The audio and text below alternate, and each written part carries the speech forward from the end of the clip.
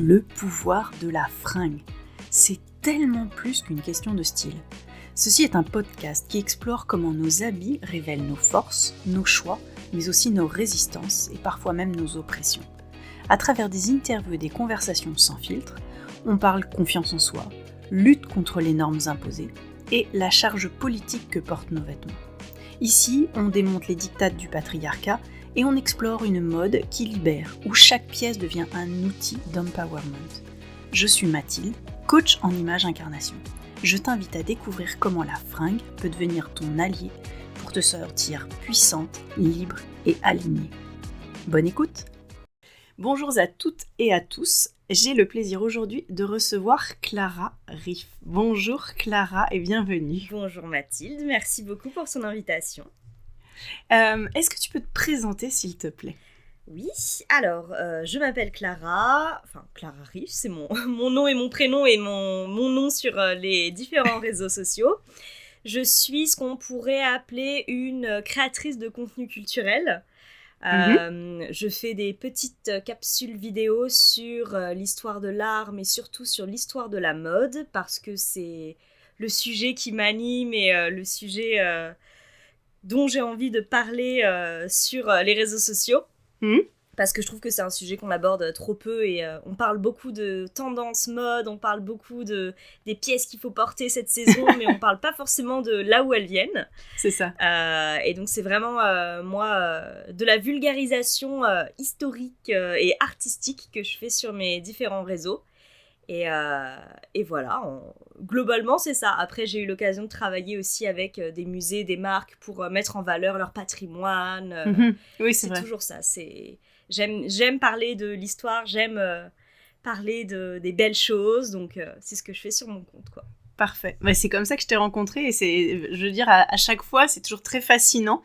Et on est happé par ton univers, ton montage, ta voix, etc. Et c'est vrai qu'on ressort toujours en ayant appris quelque chose, donc c'est passionnant. Ah, c'est vraiment mon objectif, c'est pouvoir promouvoir la culture et l'histoire et la mode et toutes ces anecdotes au plus grand nombre. Je veux que ce soit hyper facile d'accès, que ce soit super ludique, parce que l'histoire de la mode, si on veut en apprendre à 100%, c'est impossible. Il y a beaucoup trop de choses à lire, beaucoup trop de choses diverses et variées, trop de sources, tout ça. Et moi, vraiment, mon objectif, c'est rendre la chose la plus simple et ludique possible pour ceux qui s'y connaissent, ceux qui s'y connaissent pas, ceux qui s'y intéressent, ceux qui s'y intéressent pas. C'est vraiment de la vulgarisation comme on l'entend, quoi. Et ce qui est assez génial, c'est que aussi tu partages justement dans les vidéos beaucoup d'images.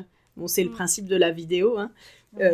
Et donc on découvre plein de choses. Enfin, c'est vrai que quand c'est illustré, aujourd'hui ça sera pas illustré pour toutes celles et ceux qui nous écoutent, mais c'est vrai qu'on pourra retrouver plein de choses sur ton compte qui auront rapport avec ce qu'on va s'échanger aujourd'hui. Mais c'est vrai que c'est chouette de voir justement les images quand tu parles d'une pièce, quand tu parles d'une période, quand tu parles d'un lieu, de voir les images que tu as pu trouver qui correspondent à ce lieu. C'est assez magique, en fait. On a l'impression de se replonger dedans. C'est ça, parce que y a rien de plus vrai que les images d'archives, et il y a rien de plus correct que les images d'archives. Donc moi, j'adore pouvoir vraiment fouiller sur les photographies d'époque, les extraits de journaux d'époque. Je trouve que ça nous renvoie vraiment à comment c'était. C'est bien plus intéressant que une reproduction actuelle où on voit vraiment à quoi ça ressemblait. Et en plus de ça, c'est toujours rigolo de voir ces femmes, par exemple, à l'époque victorienne, qui n'ont pas du tout les physiques actuelles, qui n'ont pas du tout les coupes de cheveux actuelles, et de se dire que ces personnes-là, c'est nos arrière-grand-mères, et que ça aurait pu être nous... je trouve ça hyper poétique, en fait, de se replonger comme ça dans les images d'archives, et c'est pour ça que j'en mets à foison dans mes vidéos. Et comment est-ce que toi, justement, tu fais tes recherches, on va dire, imagées, en fait, documentaires? Alors là, c'est vraiment un gros fourre-tout. C'est évidemment, il y a beaucoup d'internet. Il y a déjà très facile les recherches Google basiques, mais malheureusement, quand on tape mode année 1920 sur Google, on tombe pas forcément sur des choses qui sont hyper adéquates et hyper correctes. Donc après, le plus intéressant, c'est vraiment se plonger dans les sites d'archives. Je sais que moi, j'utilise énormément Gallica et la Bibliothèque nationale de France, qui ont une plateforme de ressources iconographiques qui est énorme. Ouais.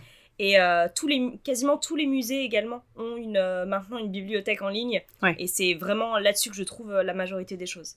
Bon, parfait. Le Palais Galliera, par exemple, qui est le sûr. musée de la mode, c'est incroyable pour trouver tout ce qui est mode. Mais c'est vrai que Gallica, c'est mon petit conseil que je donne à chaque fois. C'est une bibliothèque de ressources iconographiques, mais également des partitions, des cartes, des extraits de magazines. Et par exemple, il y a tous. Il y a énormément de magazines Marie-Claire, Vogue des années 1910 à 1940 qui sont entièrement scannés, et c'est un bonheur à fouiller. À feuilleter, ouais. Ouais, c'est super chouette. Bon, super. Donc aujourd'hui, je t'ai invité parce que j'avais envie qu'on parle justement un peu de cette histoire de la mode et qu'on voit un petit peu en quoi le vêtement a pu, en fait, de tout temps, le vêtement a joué sur la présentation de chacun, sur sa place dans la société, sur sa fonction dans le groupe dans lequel il évolue. Et ce qu'on évoquait, c'est que en fait, ces 150 dernières années, ces 200 dernières années, ça a été les évolutions les plus rapides avec énormément de changements. Et moi, je me disais, justement, pour les femmes, principalement, quels sont, on va essayer comme ça, au pied levé, de noter un certain nombre de vêtements qui ont pu, des points d'évolution, on va dire, pour la femme et pour la place qu'elle peut avoir. Sachant que aujourd'hui, on est en 2025, forcément, il y a des codes aujourd'hui qui sont véhiculés par notre société, mais on a quand même la chance, en tout cas en France ou en Occident, de pouvoir s'habiller un peu comme on veut. Donc, faites comme vous voulez, mais c'est chouette de pouvoir se replonger sur qu'est-ce que la société nous a posé dans des cadres qui étaient parfois plus contraints que ceux qu'on a aujourd'hui. Et puis ce qui est intéressant surtout de voir avec ce principe d'évolution, c'est qu'il y a beaucoup de modes qui ont eu lieu, de modes, de tendances qui se sont passées dans le passé, ouais. Qui ont eu une influence sur la manière dont on peut s'habiller aujourd'hui. C'est ça. Toute la mode d'il y a 200 ans a, on ne s'en rend pas forcément compte, mais un impact sur ce qu'on porte aujourd'hui et ce qu'on a pu porter, ce que nos grands-mères ont pu porter. C'est tout a une répercussion, tout est lié vraiment sur la suite. Et le vêtement, effectivement, a toujours agi un petit peu comme un miroir de la société, et notamment au niveau de l'homme également. Mais c'est vrai que pour la femme, ça a été assez régulièrement le seul moyen qu'elle avait pour faire entendre sa voix. Ouais. Parce qu'on l'a souvent fait taire, au sens propre de la chose. Et le vêtement, la manière dont elle pouvait s'habiller, ou les messages qu'elle pouvait discrètement faire passer à travers son vêtement, ouais. C'était un petit peu sa technique cachée pour pouvoir prendre la place qu'elle aurait aimé prendre, et pour pouvoir se libérer discrètement, plus ou moins, mais essayer en tout cas d'avoir une certaine personnalité, ou une influence, ou une... Voilà, c'est ça. Moi, encore plus loin que ces 150, 200 dernières années, j'aime bien toujours faire référence quand même à un des premiers signes de cet empowerment, on va dire, féminin. C'est avec Marie-Antoinette, sous Louis XVI, du coup, ouais. Qui avait porté ce qu'on a appelé la chemise à la reine, mais ouais. Qui à la base était la chemise à la Gaule. C'est une sorte de robe très fluide, très légère, qui dévoilait beaucoup plus de sa peau et qui était dans un textile assez fluide. Et donc on avait l'impression de voir par transparence le corps de Marie-Antoinette. Et elle a porté cette robe juste après sa grossesse sur un portrait qui avait été réalisé d'elle par Elisabeth Vigée-Lebrun. Et en fait, cette robe a fait absolument scandale à l'époque parce que... J'imagine. Déjà, elle était déjà un petit peu scandaleuse, Marie-Antoinette, mais alors là, ça va énormément choquer parce que c'est la première fois qu'une reine de France porte une tenue qu'on considère comme négligée. Et donc, ça va énormément choquer. Mais ça va choquer, certes, mais en fait, toutes les femmes vont adorer. justement pouvoir se rendre compte que la reine se libère, donc nous aussi on veut se libérer. C'est ça, elle avait une place où en fait elle a lancé aussi des modes et à partir du moment où, enfin ça a toujours été le cas en fait, quand les souverains ou en tout cas les femmes d'influence derrière se permettaient quelque chose, ça permettait aussi aux autres femmes dans la société de se permettre. Ça ouvrait les voies en fait. Et c'est vrai que Marie-Antoinette, on la considère aussi assez souvent comme la première influenceuse, lanceuse de mode. C'est ça. Parce que c'est la première qui donnait vraiment beaucoup d'importance à la manière dont elle s'habillait et la manière dont on la percevait. Et donc, à partir du moment effectivement où la reine porte quelque chose, toutes les femmes de la haute société et ensuite des moyennes sociétés peuvent se permettre de se dire je vais peut-être porter aussi une robe à la Gaule. Parce qu'en plus de ça, même les maris des femmes qui ne sont pas Marie-Antoinette, mais qui sont quand même d'une assez haute société, se disent moi aussi je veux bien que ma femme ressemble à la reine de France, donc j'accepte qu'elle porte ça. Parce qu'à l'époque, on avait quand même toujours besoin de l'aval de son mari pour s'habiller. Mais cette robe, qui fait scandale, certes, a malgré tout lancé vraiment cette tendance de se dévoiler un petit peu plus. Et d'ailleurs, à Versailles, en France, et ensuite à l'international, on va commencer à porter cette fameuse robe à la Gaule sans trop choquer pour autant par la suite. Ça va un petit peu tomber dans les mœurs. Enfin, dans les mœurs. Ça va quand même être les femmes plus modernes, mais c'est le premier signe d'une femme vraiment qui s'est dit je fais fi des conventions et je dévoile un petit peu plus mon corps parce que je suis Marie-Antoinette et que je peux me le permettre, quoi. Est-ce qu'il y a eu d'autres modes qu'elle aurait lancés qui ont un peu influencé la suite ou pas ? Marie-Antoinette en tant que telle, je pense qu'il n'y a pas eu une mode aussi importante que la robe à la Gaule. Il y a eu... c'était plutôt une relation entre l'attitude et le vêtement qu'elle pouvait avoir. Porté des vêtements qui n'étaient pas censés porter à certaines occasions, mais qu'elle portait quand même, ou bien des couleurs. Elle pouvait avoir un petit peu plus de culot. Là, j'en ai pas qui me viennent en tête vraiment de Marie-Antoinette en tant que telle, mais il est vrai qu'elle était quand même assez connue pour ses petites originalités, parce qu'en plus de ça, elle avait une styliste qui s'appelait Rose Bertin, qui est extrêmement connue et qui est très importante dans l'histoire de la mode, qui est une styliste femme déjà à l'époque, et qui avait vraiment une vision très moderne et qui a été tout le cerveau derrière les prises de décision de Marie-Antoinette dans ses tenues les plus originales et extravagantes et modernes. Et elle était accompagnée donc de cette fameuse Rose Bertin pour avoir des tenues qui étaient à l'époque choquantes, mais aujourd'hui on les considère comme en avance sur leur temps. Oui, c'était sa façon d'imposer sa patte et dire qu'elle était là, quoi. Marie-Antoinette, elle avait une personnalité même hors de ses vêtements. Elle avait pas envie d'être cette reine qu'on ne voyait pas à côté du roi. Elle a toujours voulu s'imposer. Elle voulait être la reine de France. Je pense que si elle avait pu, elle aurait pris le pouvoir. Mais donc, le vêtement, ça lui permettait ça aussi. Ça lui permettait de montrer que, justement, elle n'était pas silencieuse et de se faire entendre d'une autre manière et de choquer d'une autre manière. Très bien. Ensuite, il y a eu donc la Révolution. Est-ce que il y a donc pendant la Révolution, c'est à partir de là que les femmes se sont dit nous aussi on aimerait être parce qu'il y a eu la Déclaration des droits de l'homme où les hommes sont devenus des citoyens, tous les hommes, et les femmes ont commencé à se dire oui, mais pourquoi pas aussi les femmes ? Est-ce que donc ça a été le début de toute la revendication pour le droit de vote des femmes et le droit d'une place citoyenne des femmes ? Est-ce qu'il y a eu des moments pendant la Révolution ou un petit peu après avec les vêtements qui ont joué ? Il y a eu au moment de la Révolution beaucoup d'évolutions vestimentaires au niveau des hommes comme des femmes.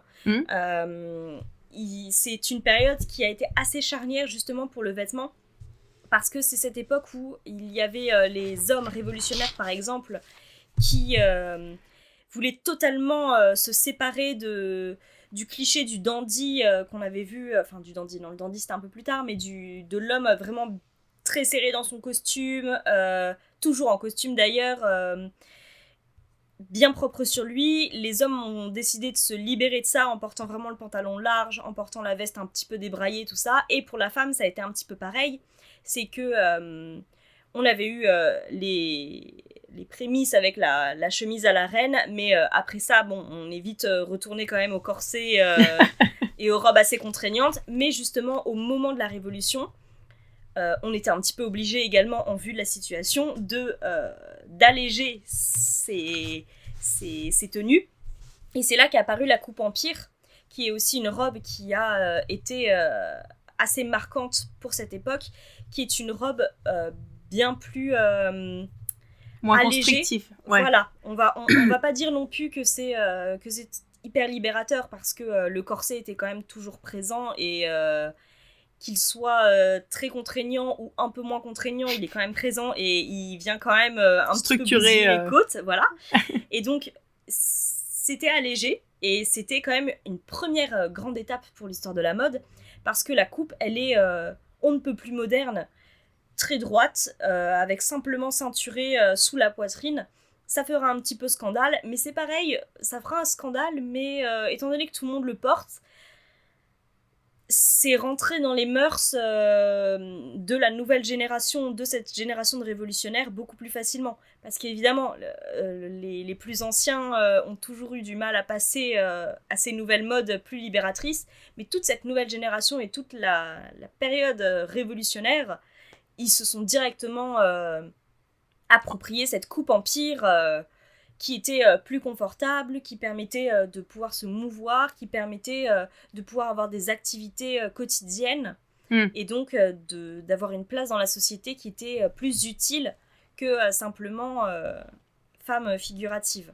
Et ça va être d'ailleurs un peu le fil conducteur sur les vêtements, c'est-à-dire que plus ça va avancer, plus les femmes vont bouger, prendre de la place, et plus elles vont petit à petit, l'un entraînant l'autre, avoir un vestiaire de plus en plus mobile et de plus en plus facile à utiliser dans le quotidien, en fait. Oui, c'est ça, parce que le vêtement, ça a été, comme je le disais au tout début, un miroir un petit peu de l'évolution des sociétés. Mais justement, la femme dans la société, elle a eu aussi besoin de prendre de la place physiquement et de se mouvoir, exactement comme tu dis. Et donc, le vêtement a été obligé de s'adapter aussi aux nouvelles activités physiques des femmes, et au fait que un jour elles vont pouvoir travailler, un jour elles vont pouvoir monter sur un cheval, un jour elles vont pouvoir faire tout ça, et on peut pas faire tout ça avec une robe avec un faux cul énorme, avec des paniers, des crinolines, tout ça, c'est impossible. Donc on a été contraints même avec l'évolution des sociétés d'abandonner certains artifices. Et c'est d'ailleurs comme ça que le corset, au fur et à mesure, a disparu. Avant même d'être une prise de position féministe, l'abandon de certains apparats, c'était tout simplement du confort et du pratique. Qu'est-ce qu'il y a d'autre comme vêtements ensuite qui a pu être marqueur, même petit ?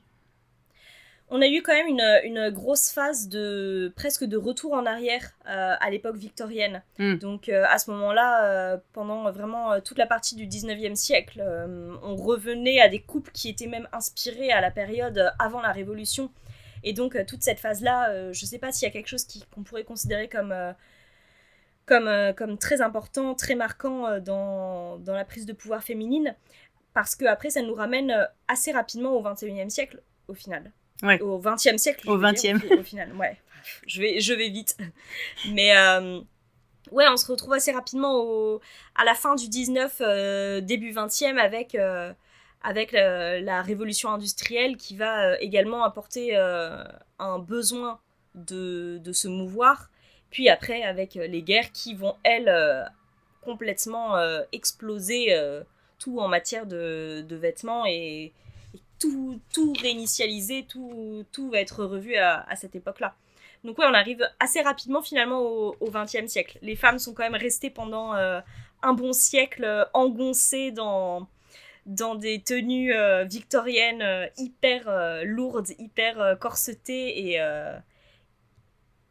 et ouais, voilà. Et justement, à la fin du 19e et au début du 20e, il y a eu toutes alors particulièrement en Angleterre, mais aussi en France, les suffragettes qu'ont par exemple, tu l'évoquais dans un article que tu avais écrit, qui ont pris le blazer, donc la veste masculine par excellence, qui se sont appropriés. Justement, cette veste, comment ça s'est passé ? Est-ce que ça a été elles les premières qui l'ont prise en tant que femme ?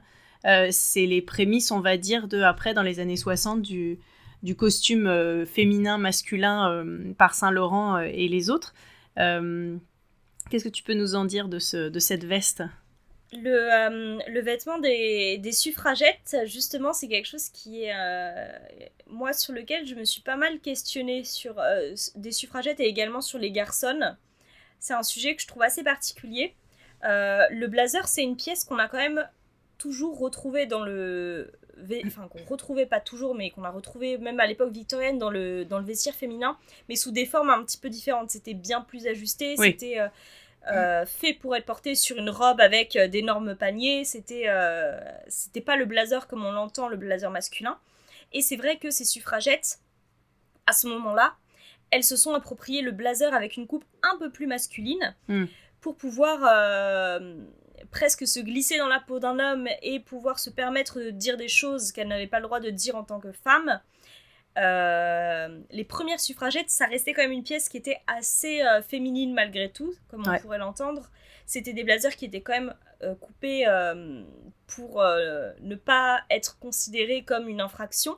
Parce que oui, au début, à la fin du 19 et au début du 20e siècle, le fait pour une femme de porter des vêtements d'homme était encore considéré comme une infraction. Et donc, elle contournait un petit peu la loi comme ça, en piquant les vêtements du vestiaire masculin, mais en l'associant avec des jupes, en l'associant avec une jolie mise en pli. Et donc, ça permettait de faire entendre sa voix et de s'imposer un petit peu plus dans la société, sans pour autant faire trop de ravages. Ouais. Et donc, ces premières suffragettes-là, elles sont comme ça. Et par la suite, on a eu vraiment une évolution avec un féminisme qui était vraiment grandissant. Et donc, on a eu de plus en plus de suffragettes et juste de femmes dites féministes qui se sont entièrement appropriées le costume masculin.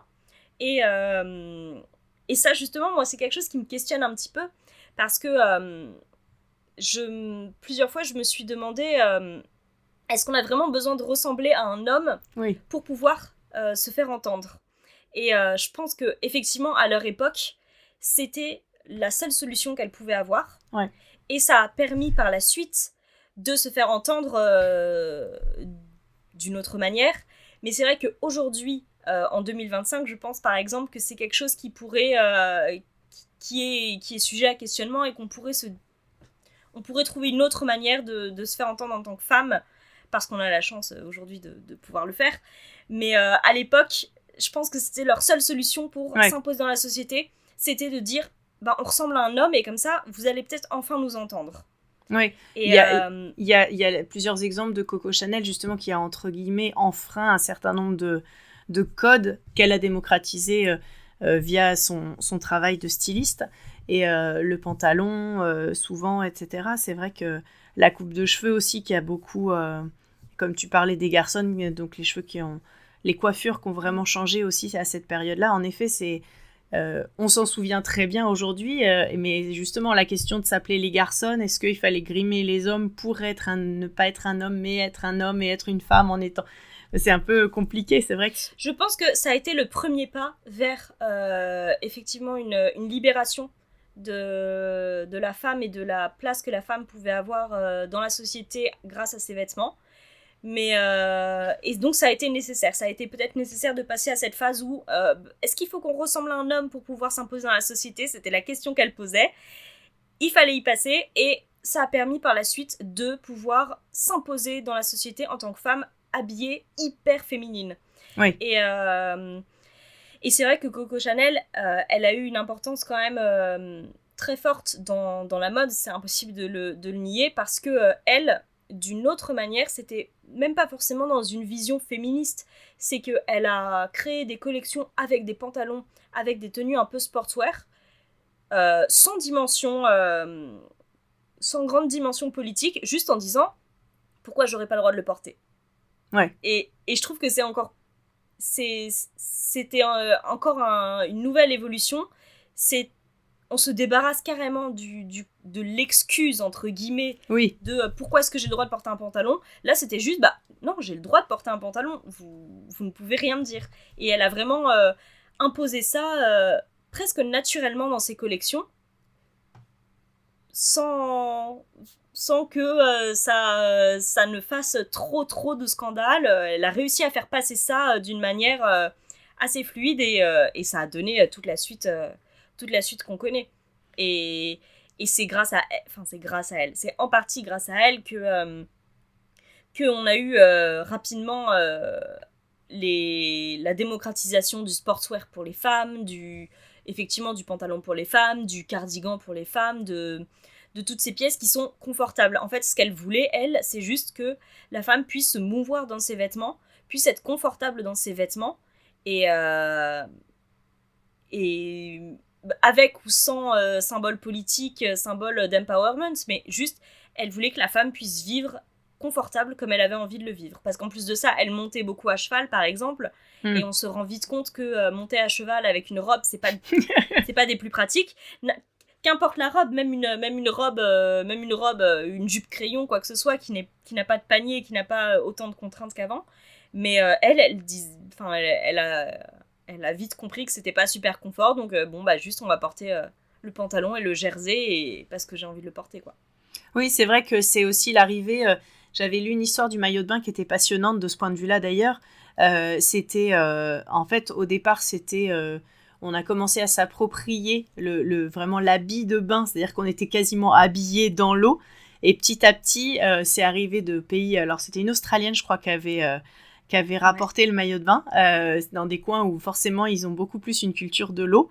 Et c'est vrai que finalement les arrivées techniques vont vachement faire évoluer aussi la mode.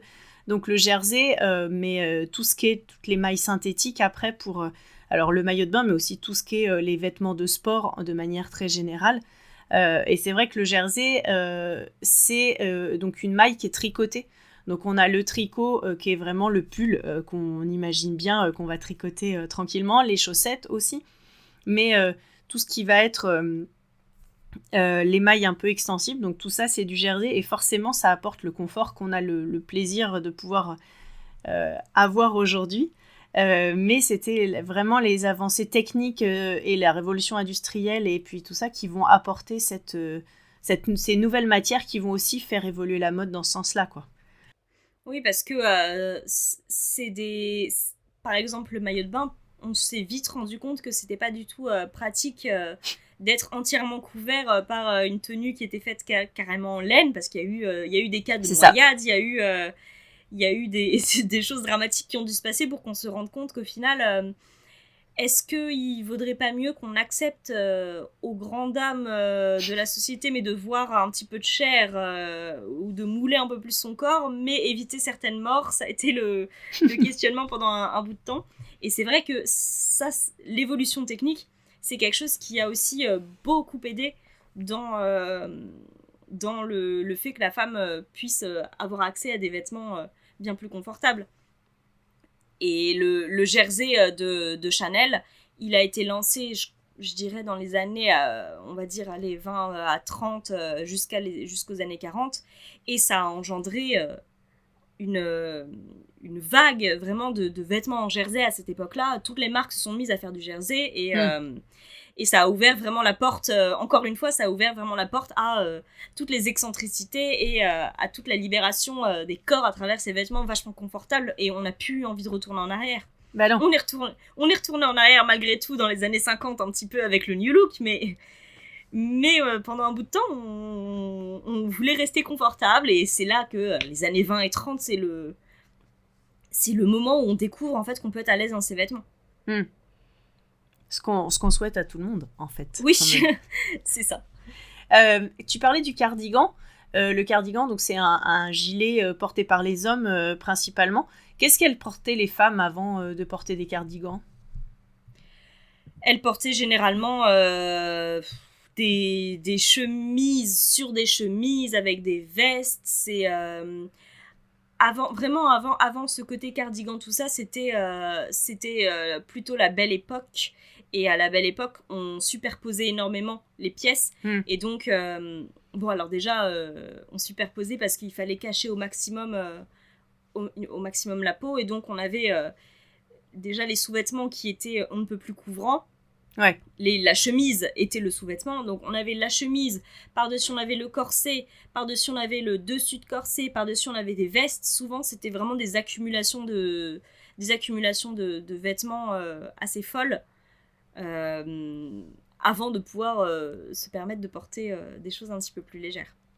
Mais quand c'est plus léger, forcément pour avoir chaud il faut porter une épaisseur en plus.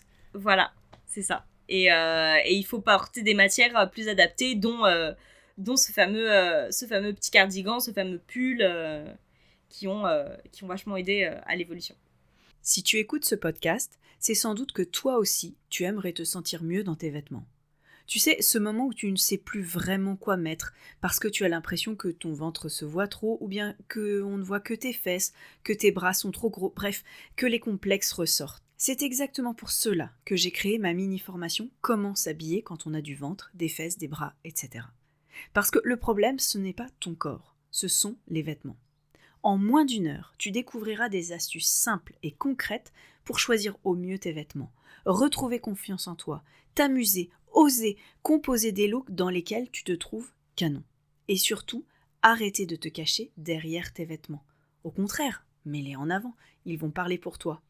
Cette formation, tu peux la retrouver directement sur mon site ateliersherwood.fr ou le lien directement sous cet épisode. À très vite. Ensuite, il y a eu... donc les guerres ont pas mal eu d'importance sur la libération de... Enfin, les femmes qui ont pu s'approprier des vêtements d'hommes parce qu'elles avaient des postes d'hommes, particulièrement pendant la Première Guerre mondiale. Donc ça a donné aussi cette évolution du vêtement avec les années 20, les années 30. Qu'est-ce qu'il y a eu comme... on a parlé le corset qu'on a supprimé. Qu'est-ce qu'il y a eu d'autre comme vêtements qui a pu... marquer particulièrement l'évolution de notre vestiaire? Le corset, j'aime bien quand même dire qu'il n'a pas réellement été supprimé. Souvent, on a cette image des femmes qui ont brûlé leur corset dans les années 20, ce qui est un mythe. Le corset, effectivement, il s'est allégé. On est passé du corset au corselet. Ouais. Et c'était assez rigolo d'ailleurs parce que dans les magazines, il était marketé comme vraiment... quelque chose d'exceptionnel, laissez tomber le corset mais passez au corselet qui est beaucoup plus sain, c'est une révolution, alors que pas du tout, en fait c'était juste une évolution du corset qui était certes peut-être un petit peu moins violente mais tout aussi contraignante parce que c'était un corset qui prenait vraiment du haut de la poitrine jusqu'aux hanches et qui moulait à la perfection le corps. C'était un peu l'équivalent d'une guêpière aujourd'hui. Ouais. Et donc oui, on a quand même continué pendant longtemps à le porter. Et même au début de la Première Guerre mondiale, les femmes, elles continuaient à porter les corsets, les corselets. Durant toute la Première Guerre mondiale, d'ailleurs, ça ne s'est pas forcément arrêté. On n'a pas eu énormément d'évolution à ce moment-là. C'est surtout la seconde qui a je dirais, eu une évolution stylistique. Il y a un avant et après les années 40. Parce que... justement, au départ, on continuait à porter les vêtements de tous les jours. Quand les femmes ont été appelées à travailler dans les usines, elles portaient au départ les mêmes vêtements que tous les jours. Mais en fait, on s'est rendu compte que c'était même dangereux pour elles, mais dangereux pour l'entreprise également. Et donc, elles ont été amenées à enfiler carrément les uniformes des hommes. Et de ce fait, il y a eu... pendant des semaines et des semaines, des mois, des années, que dis-je, elles ont continué à porter ces tenues-là. Elles n'ont plus eu envie de retourner dans leurs vêtements aussi contraignants. Donc forcément, les vêtements ont dû s'adapter. Et même par rapport au contexte financier de l'époque, on avait pu... toutes les maisons de mode partaient en faillite au fur et à mesure parce qu'on avait de moins en moins d'argent. Et donc... forcément, la mode est devenue beaucoup plus austère par une nécessité financière, mais aussi par on n'avait plus envie de s'habiller comme avant. On venait de vivre quand même des années hyper compliquées. les années de guerre ont été dramatiques au niveau sociétal, au niveau mental, il y a eu un énorme impact là-dessus.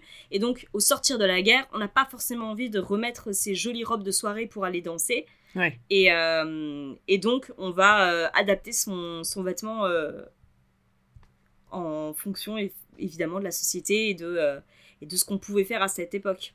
Et à quel moment le corset est passé... on est passé au soutien-gorge, en fait. C'est quoi c'est justement... là, c'est plutôt... pendant la Première Guerre mondiale, c'était encore un petit peu ce fameux corselet. Les années 20, c'était le corselet. Les années 30, c'était encore un petit peu ça. Et je sans vouloir m'avancer sur une date trop précise, mais il me semble que c'est quand même à partir vraiment des années 40, 50 qu'on commence à évoquer le soutien-gorge, qui au départ, je pense, je suis plus certaine du terme, mais je crois pas qu'il s'appelait exactement le soutien-gorge, il devait avoir une autre appellation, mais qui ressemblait plutôt à c'était pas encore le soutien-gorge comme on peut le voir aujourd'hui, mais qui ressemblait plutôt à un corset coupé, une espèce de brassière qui couvrait beaucoup du corps, et il a vécu énormément d'évolutions.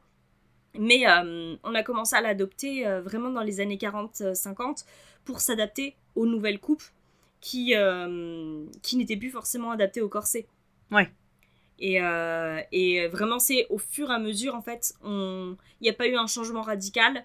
C'est vraiment une évolution très douce vers le soutien-gorge comme on l'entend aujourd'hui. Et dans les années 50, alors là, c'était l'apogée du soutien-gorge assez conique qu'on a beaucoup vu sous les robes New Look de Dior, tout ça. On avait une forme de poitrine qui était très marquée et très voulue, formée par les maisons de mode. Oui, ça va couper à un court instant, mais tu disais que en fait, on est passé, le soutien-gorge, en fait, le sous-vêtement s'est adapté à ce qu'on voulait après proposer comme esthétique, en fait, de la femme, quoi. En fait, c'est ça, c'est de la même manière que le corset l'avait fait auparavant. On a eu des soutiens-gorge pour pouvoir modifier entre guillemets, modifier le rendu du corps, oui. Et donc, dans les années 40-50, le corset ne correspondait plus aux normes dont on avait besoin sous les vêtements de l'époque. Donc, on a préféré le soutien-gorge qui permettait d'avoir cette forme de sein un peu conique qui plaisait beaucoup plus à l'époque. Ouais. Et c'est pour ça, c'est une libération sans en être non plus une au contraire, une très c'est grande, presque... parce que ça permet une nouvelle fois de modifier le corps d'une autre manière. Ouais.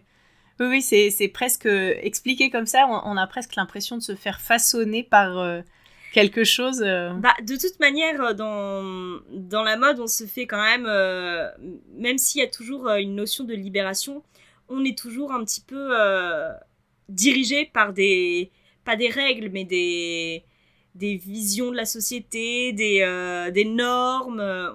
Sans le vouloir, sans s'en rendre compte, on est toujours quand même un petit peu dirigé par quelque chose, par les tendances, par les créateurs, et on n'est jamais totalement libre de ses choix, je pense, et on n'est jamais totalement libre de son corps comme on voudrait l'être.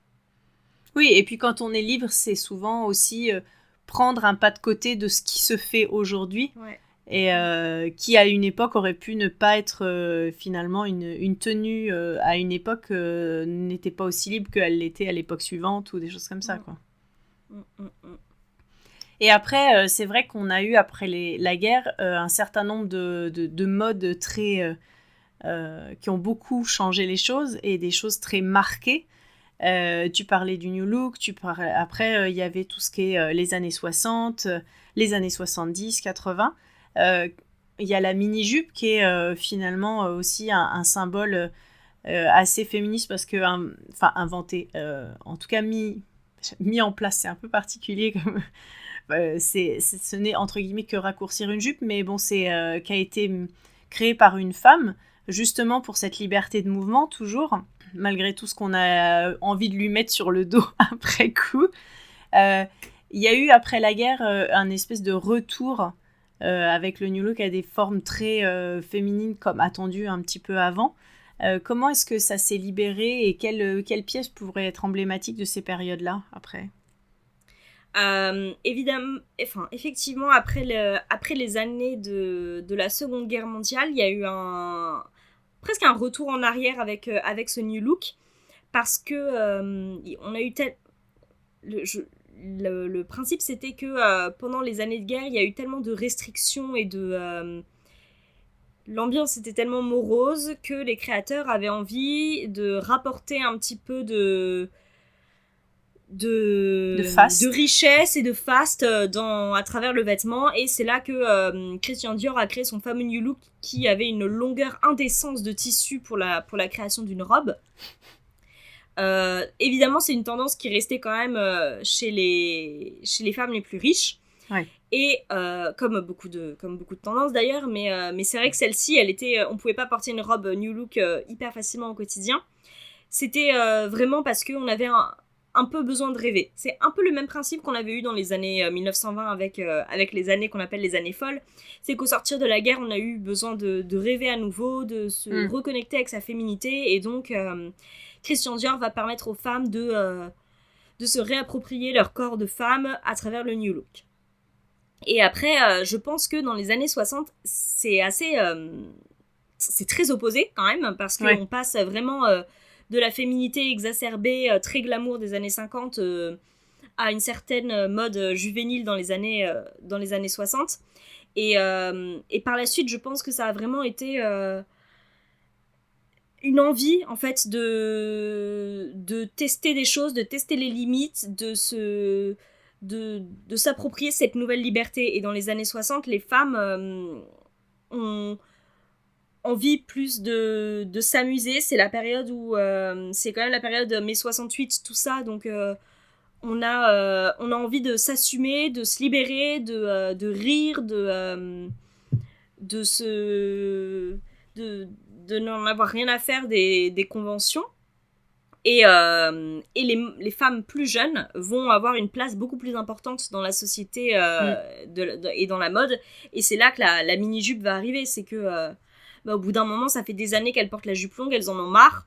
Et elles vont faire entendre leur voix. Et les jeunes, surtout, vont faire entendre leur voix. Parce qu'à la base, Mary Quant, qui est donc cette femme qui a popularisé la mini-jupe, elle se tire un peu le bourre avec Courrèges et avec les créateurs français, mais il est vrai qu'on préfère quand même dire que c'est une femme qui a popularisé la mini-jupe. Enfin, moi je suis d'avis que j'aime dire que c'est Mary Quant qui a popularisé la mini-jupe. Je trouve que c'est quand même vachement sympa, et même si les deux étaient à peu près à la même époque, c'est vrai que Mary Quant en Angleterre, ça a été un énorme phénomène, parce qu'en plus de ça, elle proposait des mini-jupes dans le prêt-à-porter. Et ce qui a permis, parce que oui, c'est aussi le début du prêt-à-porter, et ça a permis aux femmes, au plus grand nombre, de porter cette fameuse mini-jupe. En France, Courrèges, ça restait encore au niveau plutôt du luxe des femmes de la haute société, mais en Angleterre, on a vu vraiment beaucoup plus de jeunes adopter la mini-jupe avec ses grandes go-go boots, avec des collants de toutes les couleurs, et c'était une mode qui était très amusante et qui a vite charmé les jeunes du monde entier, mais aussi les générations un petit peu plus vieilles par la suite, parce qu'on se rendait compte qu'on pouvait enfin s'amuser vraiment à travers le vêtement. Ça a été un petit peu les prémices d'une libération vestimentaire dans le sens de l'originalité, de s'amuser, de partager sa personnalité. Et c'est vrai qu'à cette époque, la mini-jupe, en plus de ça, a une connotation quand même assez politique, parce qu'on dévoile des genoux qu'on cachait pendant tant d'années. Et on a vu des manifestations pour promouvoir la mini-jupe devant des maisons qui disaient que la mini-jupe c'était vulgaire, il fallait pas le faire, enfin ce genre de choses. Et ça a été un tournant dans la perception qu'on avait du corps de la femme, et mais en fait la femme elle peut porter une mini-jupe sans que le monde ne brûle. S'arrête de tourner. Voilà, c'est ça. Et justement, tu avais fait un article sur justement l'évolution un petit peu du vêtement en tant que création, c'est-à-dire que ce que tu dis, les grandes tendances qu'on a évoquées jusque-là, c'était les tendances des élites qui étaient plus ou moins repris. Alors en fait, ça ruisselait sur la population jusqu'aux franges les plus pauvres. Mais forcément, la population la plus pauvre n'a pas eu une telle évolution, parce que de toute façon, elle n'avait pas toutes ces crinolines, ces faux culs et ces compagnies, ces accessoires-là, donc de toute façon, elle n'a pas eu à s'en débarrasser. Tu évoquais justement la friperie à un moment, et je trouvais ça assez intéressant, justement sur... il y a une époque où donc les tissus sont venus de différentes origines dans le monde, mais on a aussi nous-mêmes fait nos propres tissus. Donc la construction, la fabrication même d'un vêtement revenait à très cher parce que c'était tissé. Il y avait avant l'industrialisation, puis après il y a eu l'industrialisation. Et donc il y a eu toute la mise en place de tout un système de friperie qui s'est cassé la figure, t'expliquais, au moment de la guerre, avec toute l'industrialisation et le prêt-à-porter. Où on trouve justement tous ces vêtements déjà tout faits dans des magasins. Et aujourd'hui, ça revient. Est-ce que tu peux nous en parler un petit peu de ce chemin-là, on va dire ? Au départ, la friperie, c'était vraiment... même au XXe et au XIXe siècle, c'était une des seules manières pour la classe la plus populaire de trouver des vêtements. Parce qu'ils n'avaient pas ni l'argent ni la possibilité de les faire par des couturières, parce qu'étant donné qu'on n'avait pas accès aux vêtements comme on en a aujourd'hui, il fallait faire ces vêtements sur mesure. Et si on n'avait pas de couturière et si on n'avait pas forcément de notion de couture ou tout simplement de tissu, on était obligé d'aller faire les fripes. Et les fripes, c'était par exemple, j'en ai beaucoup parlé, c'était un quartier de Paris au niveau du 3e arrondissement du Carreau du Temple. Ouais. Il y avait les halles au tissu, les halles aux chaussures, les halles à... toutes ces halles qui étaient en fait des carrés de fripes où on avait plusieurs catégories plus ou moins qualitatives. Ouais. Et ça permettait d'aller trouver des vêtements à moindre coût. Et on avait aussi les vendeurs de rue qui vendaient vraiment des guenilles pour pas cher. Et c'était toutes les pièces que les catégories d'avant avaient portées au fur et à mesure, qu'elles s'étaient données au fur et à mesure. Et quand elles étaient plus forcément ni à la mode, ni au goût, ni acceptables à porter, on les donnait aux fripiers qui allaient les revendre aux plus pauvres. Et donc pendant longtemps, c'était la seule manière de s'habiller. Et c'est vrai que c'est un principe qui a commencé à se perdre assez tôt au final dans le XXe siècle. Et parce qu'on privilégiait quand même le fait main, le travail de couturière qui allait durer des années et des années et des années, et on donnait son vêtement à ses enfants, à ses petits-enfants. Et au moment où il y a eu tous les grands magasins qui sont apparus, on a eu encore un petit peu ces ébauches de friperie, parce que même devant les grands magasins, il y avait les anciennes collections qui étaient dégriffées et qui pouvaient être vendues un petit peu moins cher. Mais globalement, on travaillait vraiment... les classes les plus populaires portaient vraiment ce qu'on appelle des trousseaux. C'est qu'elles se donnaient les vêtements de mère en fille et on réparait énormément le vêtement à l'époque. Ouais.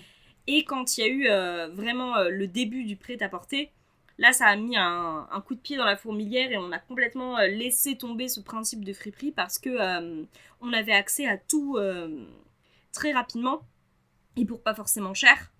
Et malgré tout... c'était pas comme aujourd'hui, on n'avait pas ce même principe de hyper fast fashion où on se débarrasse très facilement du vêtement, mais on pouvait acheter plus facilement un vêtement et on avait plus tendance à le réparer, sans forcément en faire un trousseau qu'on se donne de mère en fille. Ouais. Mais par exemple, une veste en jean, on pouvait la garder pendant 15-20 ans sans souci. Et la fripe, pendant quand même un bon nombre d'années, elle a été un petit peu abandonnée ou mal vue, parce que vraiment c'était pour les catégories les plus précaires. Ouais, encore, parce que... Voilà. Il y avait des solutions moins chères, mais la friperie restait la dernière possibilité. Ouais. Quoi. Mais c'était vraiment très peu populaire. On n'avait pas des friperies à tous les coins de rue comme on l'a aujourd'hui. Et en fait, c'est un petit peu revenu grâce aux sous-cultures dans les années 80, parce que eux... avaient des convictions politiques qui faisaient qu'ils n'avaient pas forcément envie de donner de l'argent aux grandes multinationales, ou qu'ils avaient tout simplement envie d'avoir des vêtements, par exemple tout ce qui est les mouvances punk, ils voulaient pas des vêtements neufs, ils voulaient des vêtements qui étaient déjà usés, et donc ils se sont tournés vers de la seconde main, et certaines maisons, certaines entreprises se sont rendues compte qu'il y avait un peu d'argent à se faire, et donc on a relancé un peu plus facilement ce principe de friperie. Et ça a commencé à se populariser effectivement dans ces années 80, et en fait, après, c'est tombé plus facilement dans les habitudes du grand public, et on a commencé à en voir un petit peu plus à partir des années 80-90, et c'est devenu pas un magasin comme un autre, parce que pendant un petit peu de temps, c'était quand même encore assez mal vu. On voyait ça comme assez sale, assez... que c'était les vêtements pour les plus pauvres, que... pendant longtemps, c'était pas... Ça a gardé cet héritage de dernière roue du carrosse. On l'appelle seconde main, mais on l'appelait aussi des fois dernière main. Ouais. Et donc, ça avait quand même un aspect un petit peu cracra sur les bords pour les années 80-90. Mais en fait, au bout d'un moment, ça s'est complètement démocratisé. Et quand on voit aujourd'hui le pouvoir qu'a la friperie, que ce soit stylistiquement parlant ou politiquement parlant, beaucoup de gens se tournent entièrement vers la seconde main aujourd'hui. Et c'est un sujet qui est essentiel. Et je pense que il est essentiel aujourd'hui de remettre en avant et d'user de ce principe de seconde main. On peut pas consommer comme on a l'habitude de consommer là depuis les années 2000. C'est impossible. Bah oui, non, on est en train de... La roue s'emballe, là. Ouais, c'est ça. Mais la roue s'emballe sur la fast fashion, mais il y a également quand même un retour qui est fulgurant à la seconde main, et ça, c'est assez incroyable. Et c'est pas que... c'est assez intéressant parce qu'il y a cette façon de se dire je me réapproprie des pièces dites vintage. Alors, moi j'ai 44 ans, hein, donc je peux sourire sur certaines pièces vintage qui datent de quand moi j'étais ado. Et on en parle avec des copines dont les gamins nous regardent, disent « Oh, c'était trop stylé ton jogging multicolore !» Alors nous on regarde nos photos de classe au lycée, on se dit « Non, c'est pas possible. » Si, c'était... Aujourd'hui ça serait très stylé. Les modes reviennent beaucoup. À partir de quand, en fait, ce cycle de la mode a commencé, en fait? Est-ce que ça a toujours... Enfin, j'ai l'impression ça a toujours été un petit peu été comme ça. Bon, évidemment, à l'époque de Marie-Antoinette, pas forcément, mais après, ça a toujours quand même été un petit peu comme ça. On s'est toujours un petit peu inspiré du passé pour créer dans le présent. Parce que quand on voit que même à l'époque victorienne, on avait repris certaines coupes qui dataient de avant la Révolution, quand on voit que à la Belle Époque, on reprenait des choses qui étaient inspirées. Enfin, à chaque fois, on s'inspire légèrement du passé pour le remoderniser. Donc c'est un cycle qui a quand même un petit peu toujours existé. Après, c'est vrai qu'aujourd'hui, il est assez flagrant parce qu'il est très premier degré. Quand on dit que là, il y a eu un retour aux années 2000, moi, j'y croyais pas. Mais en fait, c'est hyper flagrant. On ne s'inspire plus forcément des années 2000. On reprend les années 2000 et on va dans les fripes pour acheter les vêtements qu'on portait à l'époque des années 2000 pour les reporter aujourd'hui. Et donc, c'est vrai qu'aujourd'hui, c'est très flagrant. Dans les années même 60, 70, on a pu s'inspirer du passé. Mais c'était un petit peu plus... il y avait un travail discret, mais voilà, d'adaptation. Réadapté. Aujourd'hui, on est premier degré, mais parce qu'on a la possibilité de le faire, et parce qu'on a aussi la possibilité, si on veut, d'être hyper premier degré, ou bien, si on veut, on peut prendre des pièces qui sont légèrement inspirées, parce qu'aujourd'hui, il y a tellement une offre sur le marché qu'on a le choix de faire ce qu'on veut avec ces tendances du passé. Voilà. Et à quel moment, en fait, on a, j'ai l'impression... parfois laisser tomber... c'est-à-dire que dans les années 70, on avait un peu atteint l'apogée de la libération du corps, quelque part, où on pouvait, suivant les catégories de la population ou dans la société ou la place qu'on avait, libérer complètement notre corps, que ce soit la mini-jupe qui laissait voir une grande partie de la jambe, les grands décolletés, des choses comme ça. À quel moment, en fait, on est reparti dans l'autre sens, quelque part, à... Je sais pas s'il y a eu vraiment une scission précise, mais je pense que c'est sur tous les sujets d'ailleurs, c'est un petit peu comme ça. C'est souvent on passe d'un extrême pour ensuite revenir sur l'autre, pour ensuite revenir sur l'un, pour ensuite trouver un équilibre. On essaie toujours de trouver un équilibre, mais c'est quand même l'équilibre est assez fragile. Et donc c'est vrai que dans les années 70, on a eu une libération des corps qui était assez extrême, mais pour le mieux. Et ensuite, forcément, on s'est dit, bon, voilà, c'est bon, on est allé sur ce bord-là, donc on va essayer de se recentrer un petit peu pour partir sur une autre tendance. Et je pense que c'est constamment comme ça. Quand on voit dans les années, même au début des années 2000, fin 90-2000, on a eu un certain extrême, un retour à une sorte de glamourisation du corps féminin avec les premières vraies influenceuses et It Girl qui portaient des talons extrêmement hauts, des jupes extrêmement courtes et on est reparti un petit peu dans cette hyper-féminisation des corps et libération je m'en foutiste des corps.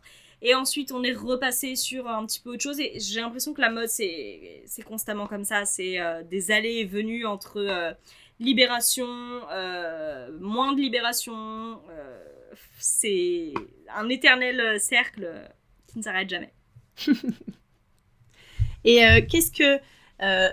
toi, aujourd'hui, comment est-ce qu'une jeune femme, on va dire, qui a une vingtaine d'années, qui arrive dans une vie active, ou une jeune fille qui a une dizaine d'années, comment est-ce qu'elle peut voir les vêtements avec toute l'histoire que ça porte on est où aujourd'hui? On est où? Alors, aujourd'hui, la grande question, où est-ce qu'on en est aujourd'hui?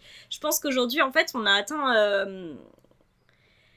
De mon idée, on est à une période où en fait on a un éventail de possibilités qui est hyper large sur la manière dont on peut ou on veut s'habiller. On est malheureusement toujours, et je pense qu'on le sera malheureusement toujours ou en tout cas pendant un bon bout de temps, sans le vouloir, dirigé par des dictats du patriarcat, des dictats sociétaux. Il y a des... On peut pas non plus nier qu'on a une libération totale de la manière dont on peut et dont on veut s'habiller. On est toujours rentré un petit peu dans des cases et contraints sans forcément le vouloir. Et c'est un sujet qui est encore à questionnement, je trouve, parce que il n'y a pas réellement de... Pour moi, il n'y a pas réellement de réponse de est-ce qu'aujourd'hui le vêtement peut être totalement libre? Est-ce que on peut être totalement libre de porter ce qu'on veut? Je pense qu'il n'y a pas réellement de réponse à cette question et c'est un sujet qui est hyper compliqué. Et même dans toute l'histoire, je trouve que la relation entre la place de la femme, le féminisme, la libération et le vêtement, c'est tellement riche et tellement... interminable, enfin infini comme sujet. Il y aura tout le temps des évolutions, il y aura tout le temps des changements, que j'ai même pas de réponse à comment on est actuellement et comment on se place aujourd'hui vis-à-vis du vêtement dans notre société. Parce que moi par exemple, je sais que très personnellement je m'habille, enfin j'ai eu une relation au vêtement qui a été très diverses et variées. Il y a un moment où le vêtement, l'originalité que j'avais à travers mes vêtements me permettait en quelque sorte de m'imposer dans la société. Mais par la suite, au contraire, j'ai voulu être très simple pour qu'on puisse entendre ma voix plutôt que voir mon physique. C'est tellement de sujets qui sont variés que il n'y a pas de réponse parfaite à comment s'habiller pour être féministe, comment s'habiller pour être libre. C'est chacun... c'est très banal comme phrase, mais en fait, chacun fait comme il le ressent en son fort intérieur et en ce qu'il a envie de vivre et de porter, quoi. Oui, et ce qui est intéressant, c'est qu'il y a des femmes qui ont marqué l'histoire au-delà de la mode et qui ont été parfois précurseurs et parfois pas du tout, qui ont été des ovnis et qui ont choisi d'être qui elles étaient. Et des fois, on se souvient d'elles par leur tenue, des fois, on se souvient d'elles par leur voix et on se dit « Ah oui, leur tenue a soutenu leur voix ».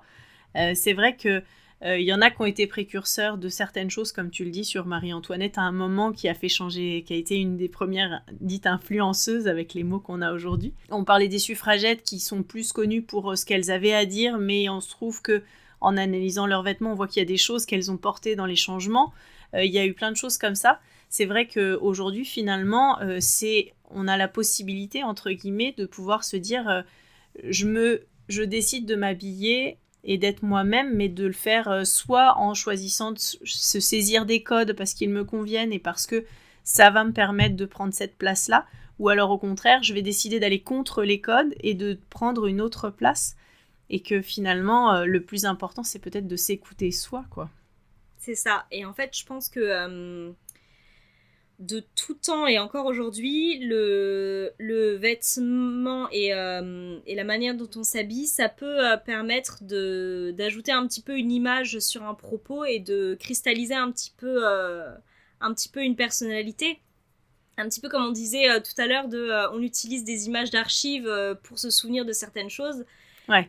Le style peut agir un petit peu comme l'enveloppe qui permet de se souvenir vraiment d'un package. C'est même si on s'habille très simplement, on pourra se souvenir de cette personne et de ce qu'elle a dit grâce à cette silhouette qu'elle avait, qu'elle soit originale ou qu'elle ne le soit pas. Oui. Et donc c'est pour ça qu'aujourd'hui, je pense que la manière la plus libre et la plus féministe de s'habiller, c'est de s'écouter entièrement, et que tous nos propos n'est pas forcément... Enfin, qu'on ne s'habille pas pour pouvoir faire entendre une voix, ou qu'on ne fait pas entendre une voix pour mettre en avant ses vêtements. Enfin, qu'on décontextualise totalement le vêtement pour porter ça comme quelque chose qui on est, quoi. Un peu comme... Voilà, c'est ça. Un peu comme une seconde peau qui parle de nous, quoi. C'est hyper banal, mais au fond, c'est cette véritable liberté. Et c'est très dur aujourd'hui parce que c'est très compliqué de faire fi des conventions, de faire fi des conventions, qu'elles soient sociales ou bien politique, bien même politiques, situationnelles. Mais c'est la seule vraie liberté, c'est celle-là. C'est de ne pas s'adapter à ce que les gens veulent de nous, et c'est de lâcher l'environnement et de se recentrer sur soi, quoi. C'est un peu utopiste, mais c'est la seule vraie liberté, je pense. Oui. Et pour ça, il faut oser et il faut s'écouter et il faut se recentrer sur soi. Il faut s'écouter, il faut se recentrer sur soi, et il faut aussi assumer beaucoup, parce que si on a envie de suivre les modes, c'est pareil, c'est notre choix, c'est notre liberté, et il faut assumer ses choix, et moi je trouve ça très honorable, les personnes qui n'en ont absolument rien à faire de l'image qu'elles peuvent renvoyer, et justement qui ne considèrent pas ça important, l'image qu'elles peuvent renvoyer, parce que elles disent que l'important c'est ce qui se passe en elles, et qu'elles s'habillent, qu'elles soient considérées comme hyper vulgaires ou comme au contraire hyper prudes, on s'en fiche, tant que ce qu'elles ont dans le cerveau est plus utile. Et finalement, plus elles sont en raccord et moins elles en ont à faire de l'image qu'elles ont, et donc elles renvoient ça, moins finalement elles donnent d'importance à ce qu'elles portent. En fait, c'est ça, c'est ne pas donner trop d'importance à ce qu'on porte, c'est un petit peu une certaine forme de liberté, c'est juste porter. Et s'arrêter à là. Mais bon. C'est une belle conclusion. Je sais pas si c'est une belle conclusion, mais en tout cas, c'est un sujet qui est tellement riche qu'il y a pas de vraie... en fait, il n'y a pas de vraie réponse. C'est... Ouais, ça serait... Encore une fois, ça serait... de ma part, ça serait de porter un jugement que de donner une réponse à la question de c'est quoi s'habiller pour être féministe, ou c'est quoi s'habiller pour être libre en tant que femme. Ah ben en tout cas de mon point de vue, la réponse elle ne peut pas être donnée, et au contraire le jugement serait anti-féministe ou anti tout ça. C'est en tout cas tout ce que je prône dans mon travail, c'est de se dire choisis des vêtements qui toi te ressemblent, sont à l'image de qui tu es, pour qu'en fait on ne les voit même plus parce qu'on ne te voit que toi. C'est ça. Et c'est ça qui est le plus compliqué. C'est de réussir même à s'auto-analyser suffisamment pour savoir, mais en fait, comment j'ai envie de m'habiller. Et c'est un petit peu de déconstruire vraiment tout ce qui nous a été un petit peu imposé, qu'on le veuille ou non, pour se dire, mais qui suis-je vraiment et comment est-ce que j'ai vraiment envie d'être. Et c'est très dur. Enfin, moi, je me suis rendu compte que tout au long de ma vie, très souvent, je m'habillais pour moi, certes, mais au fond de moi, je m'habillais aussi pour les autres. Et je pour le regard sentais qu'on que, allait poser voilà, sur toi. je sentais que ça n'était pas foncièrement moi et qu'il y avait toujours un petit truc qui n'était pas... qui ne me correspondait pas tant que ça. Et c'est ça qui est très dur, c'est réussir quand même à avoir une pleine conscience de soi, une pleine conscience de qui on est et qui on veut être, suffisante pour pouvoir trouver la manière dont on veut s'habiller. Et c'est une quête qui est quasiment infinie. Je pense que toute notre vie, de toute manière, on va évoluer stylistiquement parlant et je pense que c'est la richesse quand on a trouvé un peu le chemin. Enfin, moi, c'est tout ce que j'essaye d'enseigner et de faire avec mes clientes, c'est de se dire que justement, il y a un chemin qui est jamais fini. Enfin, je veux dire, c'est pas parce qu'on a travaillé avec moi ou avec une de mes collègues et qu'on se dit, bah, j'ai fait un travail sur moi, ça y est, j'ai fini, c'est bon, j'ai ma tenue, j'ai qui je suis. Bah non, en fait, c'est d'apprendre des techniques, des compétences qui fait qu'on va toujours pouvoir évoluer en essayant de rester centré sur soi et de se dire, ah bah tiens, il y a telle influence, est-ce qu'elle me va ? Je la teste pas, je prends pas, et d'être capable de dire, bah en fait non, c'est pas pour moi, ou d'être capable de dire, ah mais en fait ça correspond tellement à moi, et de l'assumer, de se dire, allez, c'est bon, et d'avancer, et au fil, et puis on peut aussi changer, on peut changer de métier, on peut changer de vie, on peut changer d'environnement, et s'adapter tout en restant soi. Oui, bah c'est exactement comme ce qu'on disait de le vêtement a toujours dans l'histoire évolué en fonction des sociétés. Mais ça, c'est à grande échelle. Mais à notre échelle, notre vêtement va évoluer tout au long de notre vie par rapport à nous-mêmes et à notre propre évolution. On s'habillera pas pareil quand on débutera dans la vie active que quand on aura 40, 50 ans et qu'on a l'expérience. Voilà, c'est ça.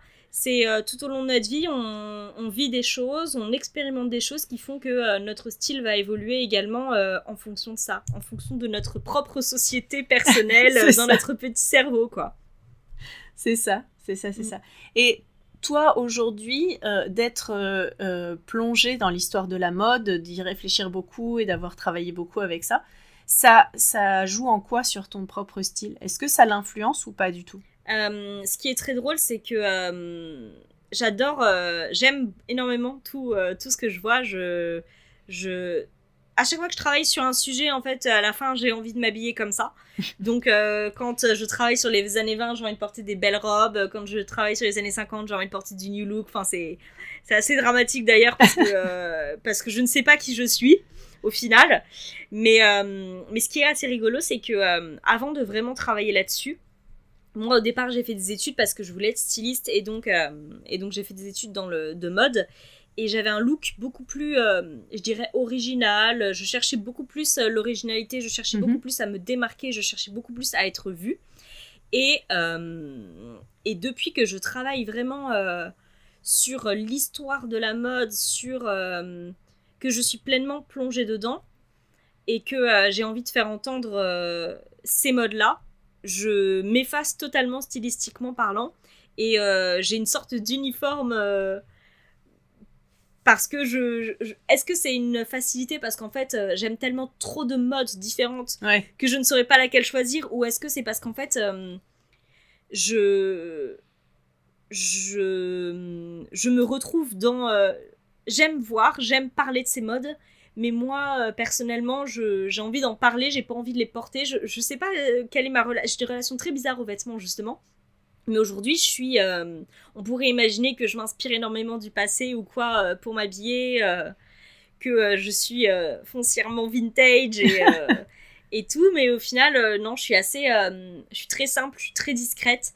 Et c'est vrai que je fais peut-être partie de cette part de la population qui, maintenant, préfère être hyper simple physiquement pour pouvoir mettre l'accent sur ce que je dis, sur ce dont je parle et sublimer les vêtements dont je parle plutôt que de les porter. Je sais pas, ça me permet en quelque sorte de... Quand je me montre en vidéo, par exemple, je préfère être plus discrète pour qu'on puisse voir la somptuosité des pièces que je présente. Je sais pas si c'est voulu ou pas, mais très souvent, je suis assez esthétiquement discrète. Et c'est quelque chose aujourd'hui dans lequel tu te sens bien? Bah aujourd'hui, en fait, je me suis rendu compte que c'est la chose qui me correspondait le mieux.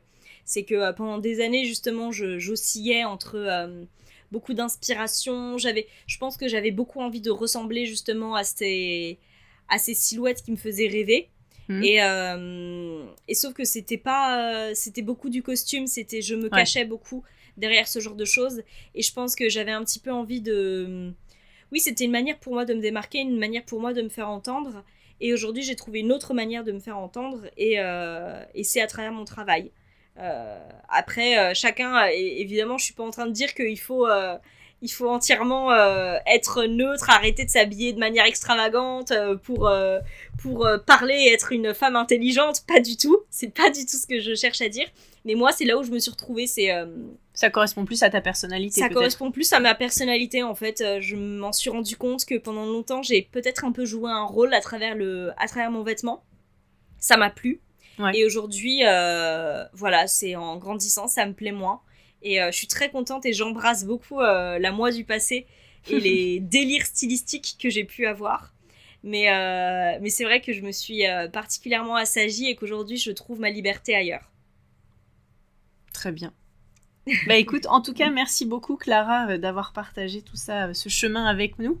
Merci à toi. Il y a dans tout ce que on peut te retrouver sur... alors dis-nous, où on peut trouver tout ce que tu proposes. Alors essentiellement sur Instagram sous le nom de Clara Riff, qui est mon nom et mon prénom. Oui. Je poste également sur TikTok, mais en fait je poste à peu près je poste vraiment la même chose, donc c'est une autre plateforme, mais globalement mon travail se concentre sur Instagram. Et ouais, voilà, tout est à peu près là. J'ai lancé également, c'est un petit peu autre chose, mais je trouve que c'est un projet qui mérite de se faire entendre également, un nouveau conte qui s'appelle Petit Beaux-Arts, qui est un conte d'histoire de l'art vulgarisé pour les enfants, que j'ai lancé avec ma mère qui est institutrice en maternelle et qui est passionnée d'art également. Et en fait, ensemble, on s'est mis en tête de faire un petit peu la même chose que je fais pour l'histoire de la mode, mais pour l'histoire de l'art et pour les enfants, sur un autre compte. Et donc, c'est encore une fois, ça a pour but de rendre la culture publique, de faire parler au plus grand nombre et de la rendre accessible. Donc on peut me retrouver sur Clara Riff et sur Petit Beaux-Arts maintenant, pour parler d'art, de mode, d'histoire, de culture. Et puis, des fois, je montre juste un peu des brides de ma vie et des choses que je peux vivre, découvrir, apprécier, et voilà. C'est très naturel. et c'est passionnant parce qu'il y a plein de choses. Donc n'hésitez pas à aller suivre Clara pour tout son travail, c'est vraiment passionnant. Et merci beaucoup à toi de ce partage aujourd'hui. À bientôt. À bientôt. Merci d'avoir écouté Le Pouvoir de la Fringue. Si tu as aimé cet épisode, abonne-toi pour ne pas manquer les prochains. Et partage-le à une amie à qui il pourrait faire du bien. Et si tu veux aller plus loin, découvre mes accompagnements et mes offres directement sur www.ateliersherwood.fr. Tu y trouveras notamment Unix et Uni, ma formation collective pour transformer ta vie à travers tes vêtements. On se retrouve à très vite pour un nouvel épisode.